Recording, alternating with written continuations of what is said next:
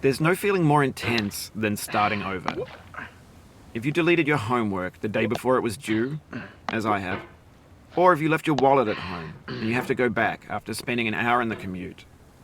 If you won some money at the casino and then put all your winnings on red but it came up black. If you got your best shirt dry cleaned before a wedding and then immediately dropped food on it. If you won an argument with a friend and then later discovered that they just returned to their original view. Starting over is harder than starting up.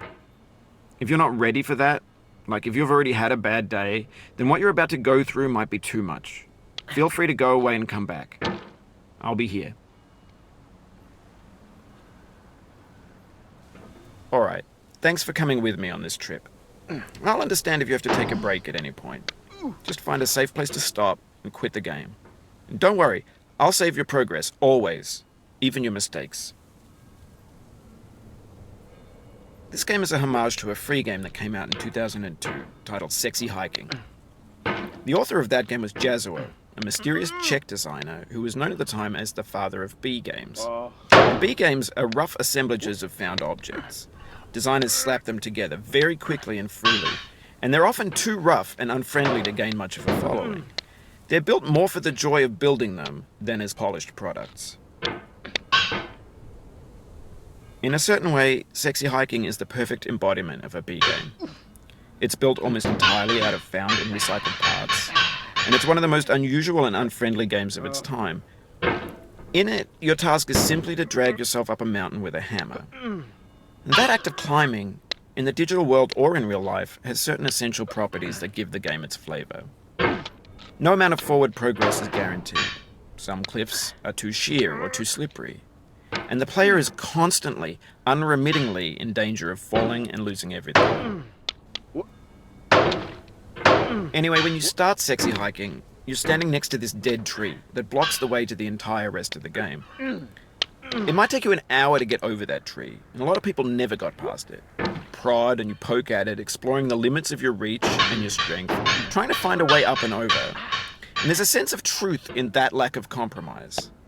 Most obstacles in video game worlds are fake. You can be completely confident in your ability to get through them once you have the correct method or the correct equipment or just by spending enough time. In that sense, every pixelated obstacle in Sexy Hiking is real. The obstacles in Sexy Hiking are unyielding, and that makes the game uniquely frustrating. But I'm not sure Jazuo intended to make a frustrating game.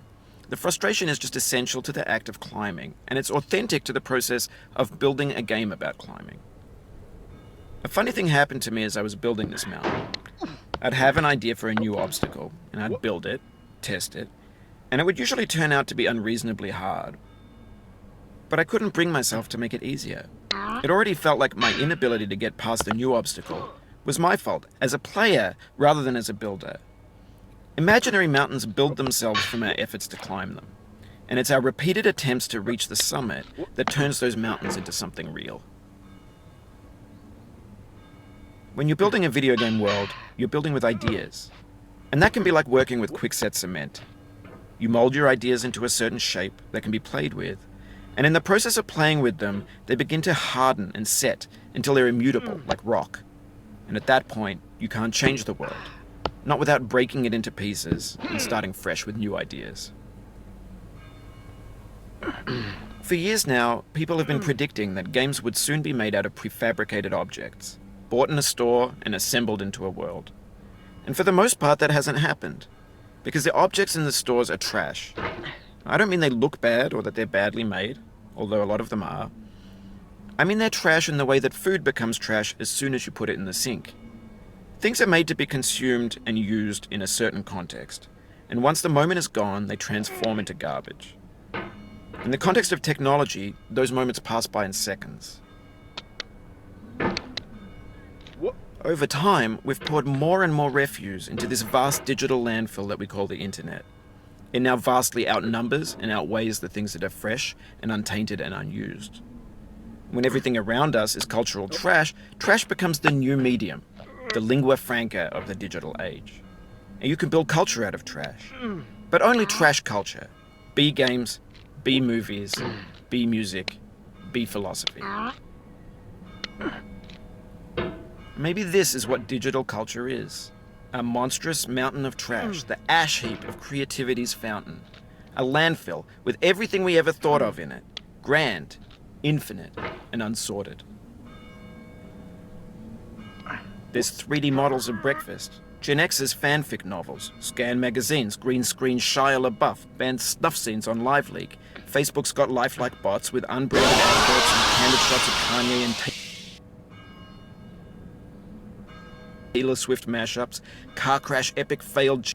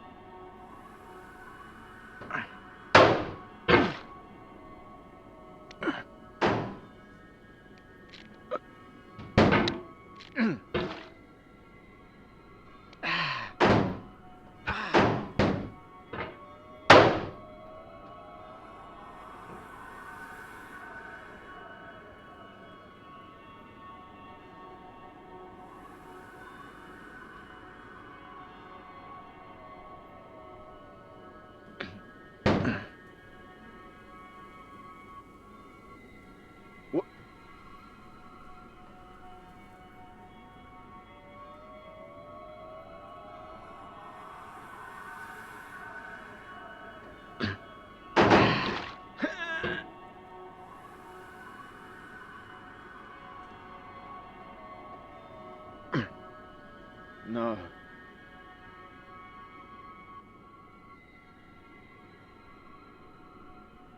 What?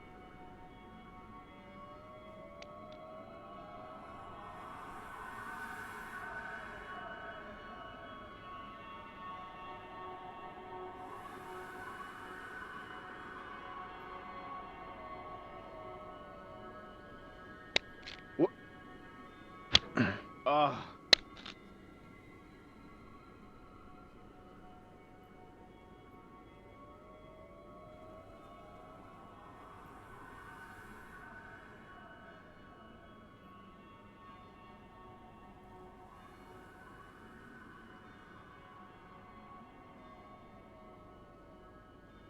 No.